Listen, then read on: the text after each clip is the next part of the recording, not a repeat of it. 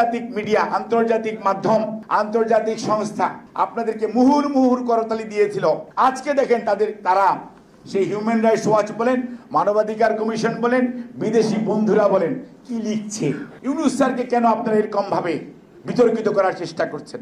দেশের মানুষের আস্থা আছে ডক্টর মোহাম্মদ ইউনূসের প্রতি, কিন্তু ডক্টর মোহাম্মদ ইউনূসের স্যারের সকল উপদেষ্টার এই কিছু কিছু উপদেষ্টার অতি বাগ্মিতা, বেশি কথা বলা এবং যার যেটা কাজ নয় তার সেই সমস্ত কথা বলা।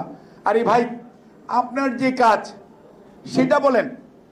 ছাত্র জনতা মাঠে থাকে, তার পরবর্তীতে দেশের জনগণ সিদ্ধান্ত নেয় কাদেরকে দেশ পরিচালনার দায়িত্ব দিবে। এখানে উল্টা হলো, আপনারা নিজেরাই নিজেদেরকে এক ঘরে করে ফেললেন, সকল কৃতিত্ব আপনাদের দাবি করে অন্য সবাইকে আপনারা অপমানিত করেছেন। প্রথম আমরা চুপচাপ ছিলাম, কিছুই বলি নাই, কিন্তু স্বৈরাচারের দূষর এবং দেরকে সাথে নিয়ে আপনারা দেশ পরিচালনা করতেছেন এবং স্বৈরাচারের দূষররা আপনাদের ভিতরে থেকে আপনাদেরকে ভুল পথে পরিচালিত করছে। আপনারা নিজেদের ক্ষমতা বা নিজেদের চেয়ারকে দীর্ঘদিন ব্যবহার করা অথবা ক্ষমতাকে প্রলম্বিত করার জন্য আপনারা সঠিকভাবে দায়িত্ব পালন করতে পারছেন। আপনাদের প্রায়োরিটি ফিক্স আপ ঠিক নেই। বিচারের ব্যবস্থা করা should be the number 1 priority. সংস্কার, ইয়েস, নির্বাচন কমিশন কুলুষিত ছিল, আপনারা গঠন করেছেন। আপনারা বিচার ব্যবস্থার মধ্যে চরম দলীয়করণ ছিল, অর্ধেকটা করে চুপচাপ বসে আছেন, বাকিটুকু করছেন না।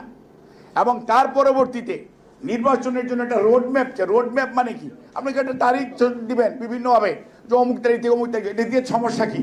আর এটাই তো আপনার প্রাইমারি কাজ। আজকেও দেখেন বিদেশে অনেক পত্রিকাতে এসছে যে আপনাদের, এবং যে আন্তর্জাতিক মিডিয়া, আন্তর্জাতিক মাধ্যম, আন্তর্জাতিক সংস্থা আপনাদেরকে মুহুর মুহুর করতালি দিয়েছিল 5ই আগস্টের পরবর্তীতে, আজকে দেখেন তারা সেই হিউম্যান রাইটস ওয়াচ বলেন, মানবাধিকার কমিশন বলেন, বিদেশি বন্ধুরা বলেন, কি লিখছে। ইস্পাহানি বেকারি ফ্রেশ, স্বাদের আবেশে একটু আয়েশ।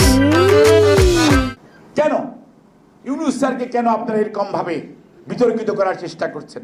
দেশের মানুষের আস্থা আছে ডক্টর মোহাম্মদ ইউনূসের প্রতি, কিন্তু ডক্টর মোহাম্মদ ইউনূসের স্যারের সকল উপদেষ্টার এই কিছু কিছু উপদেষ্টার অতি বাগ্মিতা, বেশি কথা বলা এবং যার যেটা কাজ নয় তার সেই সমস্ত কথা বলা। আরে ভাই, আপনার যে কাজ সেটা বলেন, কিন্তু কতিপয় উপদেষ্টা অতি কথন, যাদেরকে দেশের মানুষ চিনেও না, জানেও না, আবার কিছুক্ষণ পরেই কথাবার্তা প্রত্যাহার করার যে মানসিকতা, এগুলো করে দয়া করে কনফিউশন সৃষ্টি করবেন না। বাংলাদেশ সেনাবাহিনী আমাদের গর্ব, বাংলাদেশ সেনাবাহিনী এই জাতির গর্ব। জনগণের প্রয়োজনে 71-এও ছিল এবং আমাদের যত প্রাকৃতিক দুর্যোগ দুর্বিপাক হয়েছে সব সময় ছিল, 90-এ আমাদের সাথে ছিল।